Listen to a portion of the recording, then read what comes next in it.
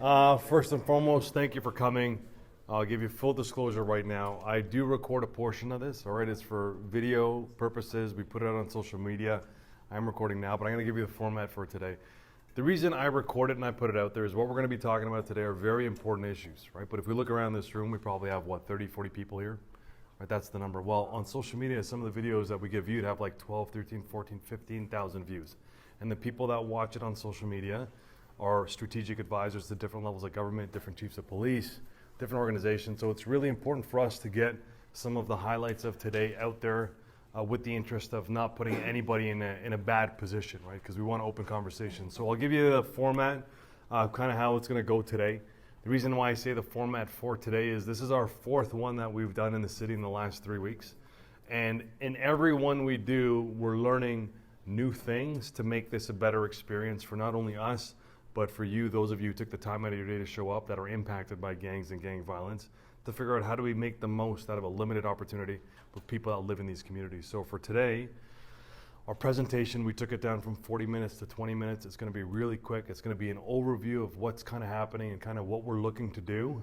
And then from there, we're going to get into a bit of an activity that I think this is the first time we're going to do with you guys, and I think it'll be a little bit of an eye-opener for some of you as to what might be happening that we're not seeing, that we just don't know what to look for. And then after that, we're going to have some open discussions where we're going to shut off the camera. I'm going to take off the microphone. We're going to set up the chairs in a circle, and we're going to have a real conversation. All right. And what I promise you is, as a police officer, some of my friends are here. Jimmy's a partner of mine.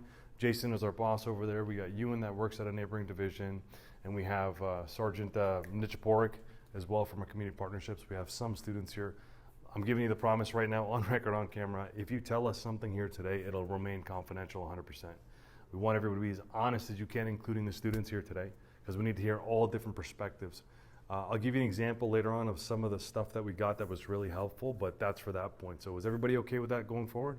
Yes. Yeah, we're good. All right. So again, my name is Ron Chinzer, and this is where we're from. All right. It says the Integrated Gang Prevention Task Force. And we kind of came up with that name about 3 years ago when we were in the office figuring this out. And where this all stemmed from was, for years, the Toronto Police Service has been doing hard police enforcement, meaning we've been going out and arresting gang members, all right, with guns and drugs, and they've been doing a whole bunch of bad things. And naturally, over 15 years, those numbers stay the same, right? We keep arresting bad guys with guns or girls with guns.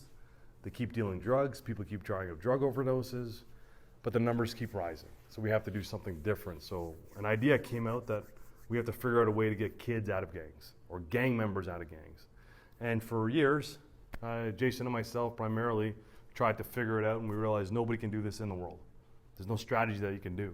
But what we did find is there's a lot of success in being able to prevent a kid from the age of 0 growing up to 18 to get involved into the criminal gang lifestyle particularly. So we're going to go over that in a very condensed version of it. Really with today, there's some handouts that you have in front of you. Those handouts, they just cover off this stuff, all right? There's different types of gangs, there's different groups of gangs, there's different gang criminal activities that they do. You can look at that later if you want to look at it. It's for you to have and to look at to say, or what are some of the behaviors or people that I see. Also, most importantly on there is both mine and Detective Condo's contact information. We haven't added Officer Martin in there yet because he just joined our office this week. But on there is our information. Everything you do when you call us, you can call us directly on there. We prefer email. It's just easier for us to get back to everybody. And I'm also on social media under @TorontoCop. It's easy to get it. That's probably the most important part of that piece of paper. Going forward, really when you hear of a gang, right, we'll talk to a group like this in the past and we get ideas and experiences, but I'll give it to you what a gang actually is and the purpose of a gang. The purpose of a gang is only 3 things. All right, the purpose of a gang, so if I want you to think of this, is just to deal drugs, collect money, and control an area. So if we're in a gang in here and I was the gang leader, my job would be to make sure you all understand that we're all part of a gang and our gang deals drugs and we control this room, and the whole purpose of us is we have to collect the money that we deal for drugs. All right, so that's the lens that we're going to look at what a gang actually is. It's not a group of kids playing basketball. It's not a group of kids playing hockey. It's not people hanging out at the street late at night. That is not a gang per se. They could be, but in that moment, they're not a gang. They're just kids playing in the street.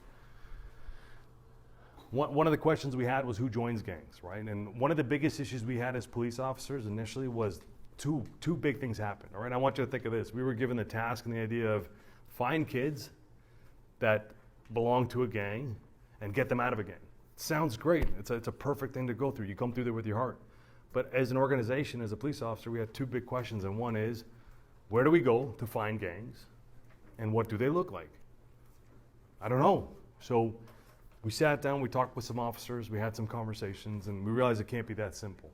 It's not as easy as what you think. So we had to find a different way to do it. And what we found was through Public Safety Canada, which is a federal department all over Canada, they published something called Gang Risk Factors, which is what you have here.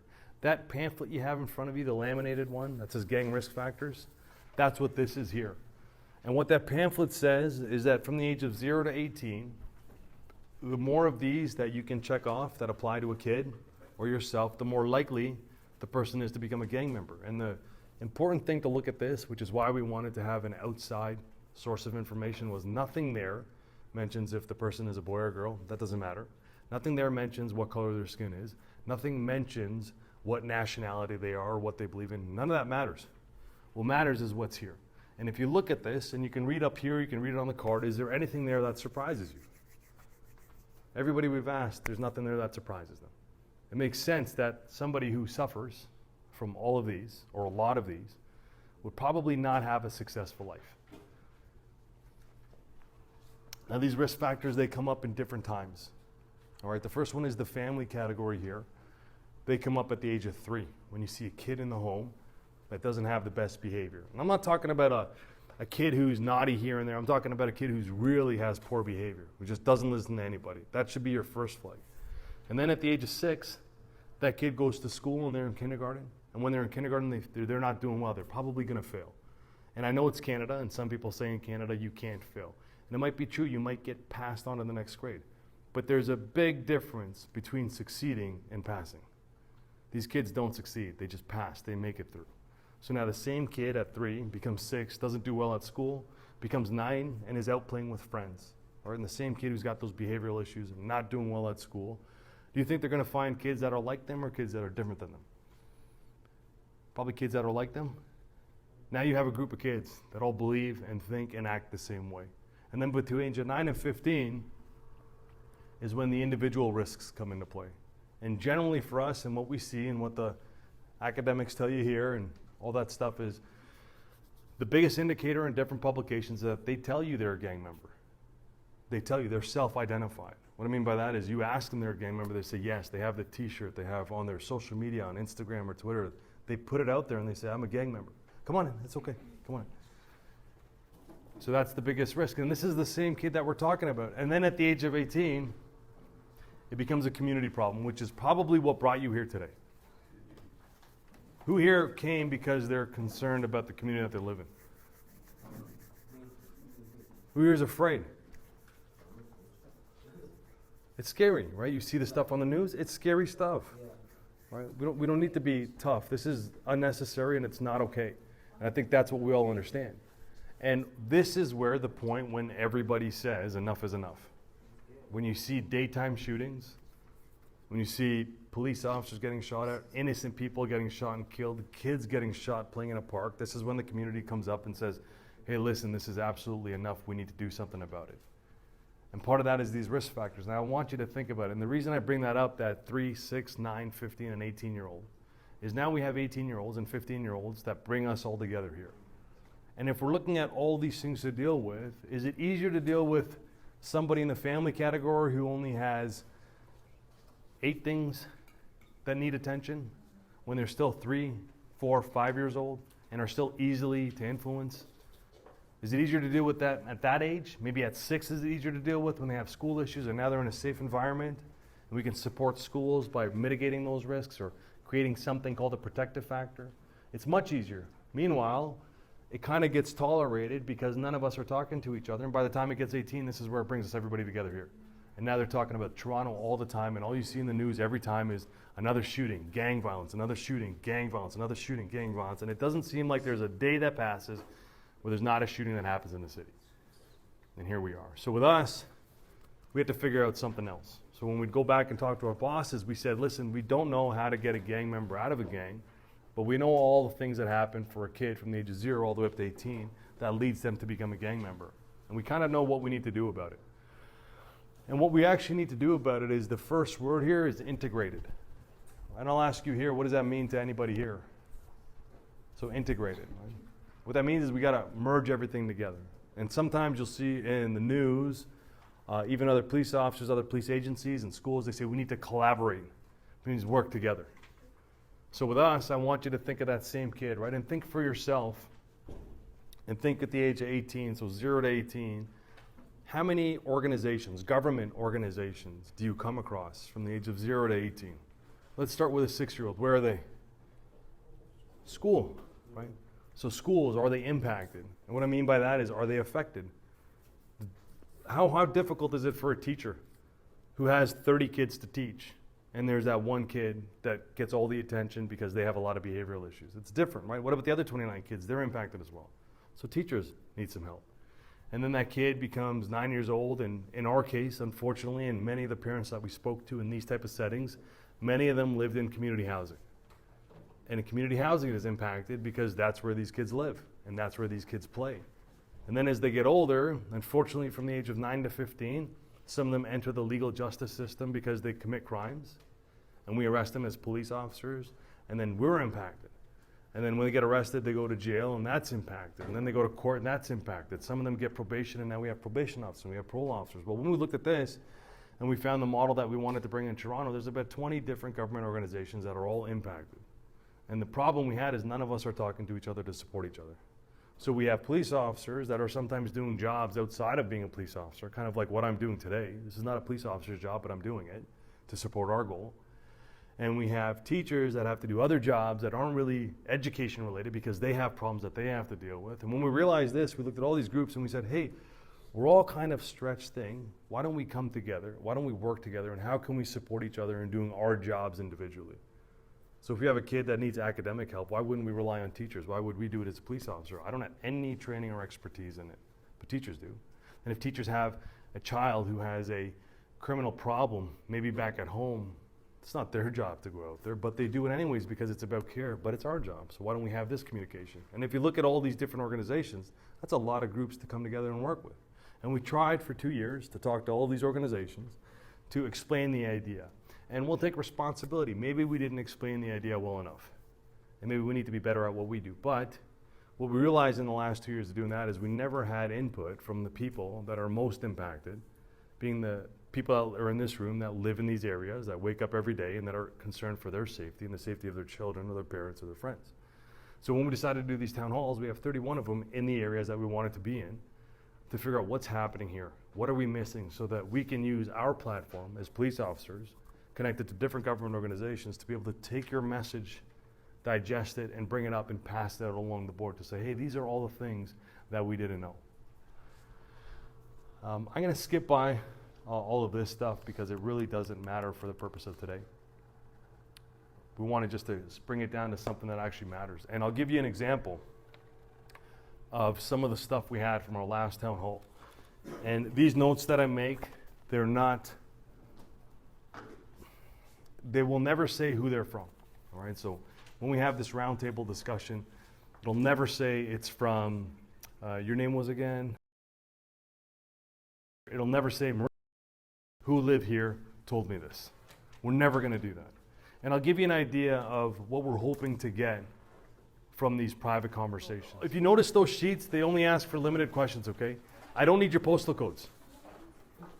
So those sheets ask for a couple things. And what I'll explain to you is this sheet. What we've done in the meantime, while we're trying to figure this out, is we've gone and we've spoke to over 2,000 police officers in Toronto.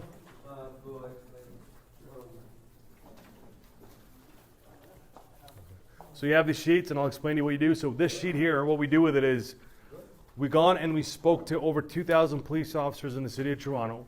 We explained to them these risk factors, and what we told all the police officers are, when you're out there on the street, if you come across a kid that you know, that you deal with, and you think that they might be at risk to become a gang member, can you fill out the sheet and send it to us? And in there, we don't ask for the name. And all we ask for is we just need a point of contact being, and I don't want you to fill that out today for you guys. We don't need your email addresses on there. And that email address is not for who the person is that we're going to help. It's for the officer. Because the officer knows the kid. We don't need to create a relationship. They already have it. The idea is let us help. And how we help is we identify all the risk factors. After we identify it, we use the postal code to find free social services to give to them. All right? So for example, if one of the problems that a kid has is they have a drug addiction, and they can check it off when we know the kid's rough age, we can find them from the postal code a free drug addiction service that we can connect them to, and we're never going to have to know who they were. They don't ever have to provide their information to the police. The point is, we're not doing this to arrest anybody. We're trying to do this so that the kids that are going to end up as a gang member don't do that. That's ultimately the goal. So what I'll do with you, you have it now. If you can just fill out your sex, your rough age, and then go through the risk factors and be honest as you can and see which apply to you. And if they do apply to you, check it off. Now we're going to collect it at the end, but I don't need to see your names. I don't care matter who wants, but I want you to take a look at it, keep it, and kind of keep a score. And just check off kind of what applies to you. And I know some are very open, but if it means something to you, then fill it out. And if it doesn't, don't worry about it. So take 2 minutes, 3 minutes, fill it out, and then we'll come back and revisit that actually in about 5 minutes. All right, so at 7 o'clock, we'll come back and revisit. So while you guys are filling that out, I should mention that we did invite a whole bunch of partners to come out here. City of Toronto unfortunately couldn't make it. Even though we are part of the Guns and Gangs, we have Sergeant Nichapork from our Community Partnership and Engagement Unit, which for us in the Toronto Police, this is like groundbreaking to have our two units merge into one kind of common thing. So thank you for coming out. Again, the City of Toronto couldn't make it. Toronto Community Housing could. The representative got stuck. And the idea was to have all those agents come here and kind of present what they could potentially do and what they were looking at and that they were applying into this. But you know what, Wynn, thank you for coming. Maybe you can get a round of applause, please. Thank you. And now another round of applause for her. I know, thank you very much. No, that was that was a joke. That was a joke. That was a joke. So is everybody okay filling that out? Does anybody need more time? Right. Yeah, take your time. So while you're filling that out, is anybody kind of surprised of the number that they got? Like not the number, but the number of boxes that they checked off. I checked everything. I think everything goes hand in hand. Ah. It just goes off, right? Yeah. So one of the questions we had was, actually in one case, one of the kids that we had dealt with, he checked off quite a bit, and we had a hard time maintaining carriage of this kid. Right? We kept losing him. He'd be motivated, and then he would stop. He'd be motivated, and we stopped. And we went and we spoke to his mom, and we did this with his mom, and she had more risks than the kid, which presented a bigger picture for us, which is as much as we wanted to help the kid, in order for us to help the kid, we had to be able to help that family inside of that house. That was the concern for us. And I want to think here, did anybody come to Canada with kids for a better life for your kids? Right, better life for your kids, that was the plan, right? And you know, even for myself, I talk about this all the time. I said, you know, I thought I had a hard life. And then I look at my parents and I said, man, no, that was a hard life. Right? And then my kids have a super easy life compared to what I had. And that's kind of the point. It's supposed to get easier. And with these kids, even though that kid was a gang member, his mom did the best that she could. And she mitigated, which means stopped some of those risk factors from being passed on to her kid. So that explains why she had more than her son, but her son still maintained being a gang member. All that being said and done, when I did this myself, I scored much higher. So then the question became, why didn't I become a gang member? So if I scored super high, and believe it or not, police officers, we score sometimes pretty high. Why didn't we become gang members?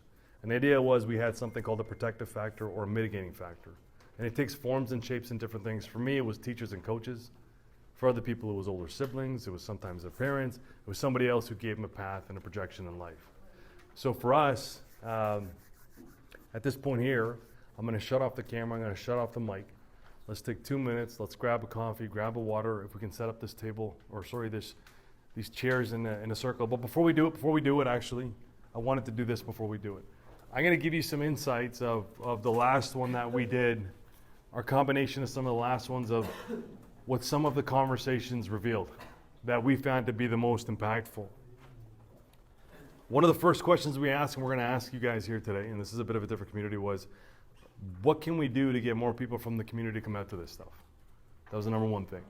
And one of the moms who had shown up to one of our town halls had said that, and we never thought of it this way, and this was absolutely the point of this, was said that some of the parents of gang members were so ashamed to show up to a community setting to talk about their kids. We didn't know that before. We would have never known that unless somebody felt comfortable enough to share that with us. One of the other issues, or one of the other things that got brought up, was that there's a big distrust within the community, all right? But this distrust, as police officers, we would sometimes say they don't trust us. And what we realize is we're a small portion of that distrust. The distrust that they have, and I'll give you an example from one of the neighborhoods that we were in. A community member had said that there was that got shot and killed within that neighborhood a year ago, all right? And that murder is yet to be solved. But I want you to think of it this way, because we never thought about it this way. At least I didn't. I know Detective Kondo has, and some of the other police officers I spoke to about this, because it was so impactful. None of us thought of it this way. What happens is when we go in as a police officer or a police agency and we come into a murder scene or a homicide investigation, and we go in there and we knock on all these doors, by all accounts, an innocent kid. He's 15, he's innocent. And we knock on the door and we ask for help. The biggest problem we have is witnesses coming forward. And what we do, without it sounding too crazy, is we victimize ourselves in that. We said we can't do our job because nobody tells us. But the perspective provided to us from one of the community members in there was, imagine the mom in that neighborhood who lost, and her neighbors know who did it, and nobody's even told her. And we never thought of it like that. Now, when you look at where the distrust happens, the distrust starts right there. And then it stems out to every interaction that they have, because there's this level of distrust. And for us, that did two things. One, it gave us an insight of what's happening at the community level, so we know how to better engage the community and have conversations. And the second part to that is we realized that we're about 10% of that distrust. And for us, when we had conversations and we kind of realized this in a group setting among officers, that becomes a much easier number to work with. Right? I could take being distrusted 10%, because all that meant is I just need to win 10% of you back. That's all I have to do.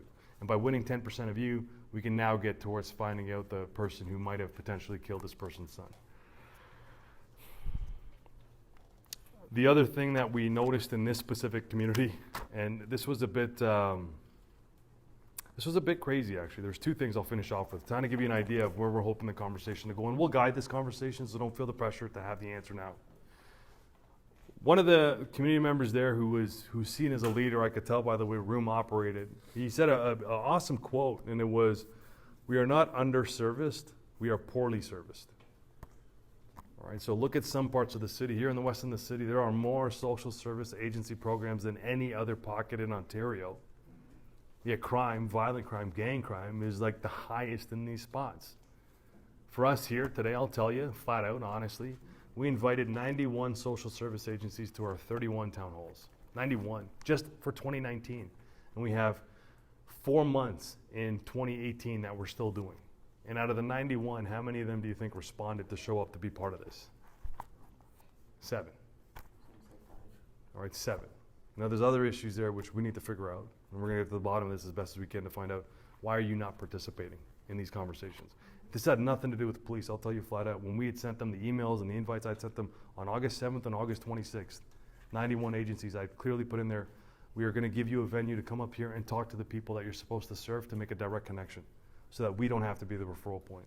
If you can connect with somebody in this community right now that needs help and you can offer that help, this is exactly the place to be. And only 7 responded, and 4 showed up to the first one, 3 showed up to the last one, and then we had other ones that heard about it and managed to show up, so there's still some faith there. But that goes back to that we're not underserviced, we're poorly serviced. Well, I'm trying to think of the last one, but there's so many here that I just can't get past. And then I'll give you the one that really kind of stuck with me again. I don't want to know here who lives in community housing. That's your business, all right? That's you. And if you don't live in there, you're lucky. When we spoke to the community housing people, or people that live in community housing, the number one thing that we found common among all of them was none of them want to be there. And not only that, they can't break the stigma of having lived in housing. They hate it. They feel like in every aspect of their everyday life, whether they're dealing with community housing or the police or hospital staff or anywhere else, once it becomes known that they live in community housing, it becomes something that they just can't overcome. And that there's two types of people in Toronto. There's housing people and there's everybody else. And that's what they felt. But those insights for us are absolutely invaluable. It helps us paint a bigger picture. And not only do we learn that in the Toronto Police Service, we protect that information in terms of where it came from so we can have an honest discussion where nobody feels like it's going to come back to them. We take it, we package it, we put it up through our chain, and we pass it out to all our partners, being those 20 agency groups, to say, hey, FYI, this is what we learned in real conversations with real people. So that's kind of the idea of what we're hoping to get. We'll help guide this conversation. We want everybody to participate as best as you can. If you're not comfortable, it's okay. So now let's grab a coffee. I'll shut all this stuff off. We'll have a normal conversation and we'll go from there. Is everybody okay with that? If you're not comfortable with it, by all means, no hard feelings. You can leave. You can call us later on. It's all good. Don't worry about it. And it is kid friendly if you do have children. It stays children friendly the whole time because it's about families. So thank you very much. I'll shut the stuff off. We can set the chairs up in a circle. We can go from there, grab some timbits, a samosa, whatever else you want. Thank you guys.